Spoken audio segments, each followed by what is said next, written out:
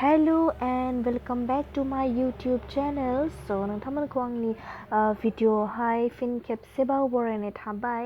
ओमफ्राय जोङो दा मोनसे जायगायाव थांगासिनो। बे जायगायानो जाबाय HOHUA होननाय धुपधारा बको बिथिं गोलैयो आरो।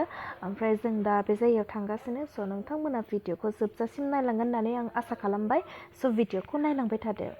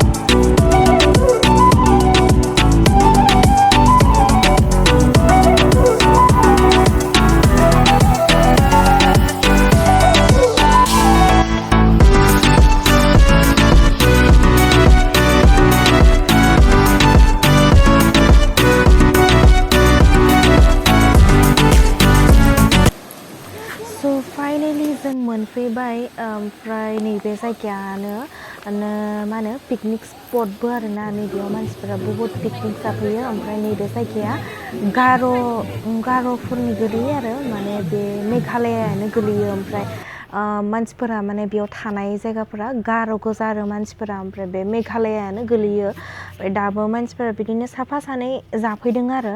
ओमफ्राय बे डिसेम्बर आरो जानुवारियावहाय पुरा फिलआप जाजोबोनो पिकनिक जाफैनानै। ओमफ्राय बिथिं दालांबो बानायनानै होयोनो आरो माने मानसिफोरनि सुबिदानि थाखाय आरो पिकनिक जानो। ओमफ्राय जोङो एसे फट' लाहैबाय बे दै खाथियावहाय वाटारफल खाथियावहाय। ओमफ्राय बिनि वाटारफला एकदम गोजौआव दंबावोनो आरो। ओमफ्राय जोङो बे गाहायनि वाटारफलावल'सो थानो मोनदों नालाय बेखिनिसिम जेने तेने फैनो हादों आरो। ओमफ्राय मेन वाटारफला गोजौसिनाव दंबावोनो आरो। जों दा गोजौसिनाव थांनो हायासै आरोना।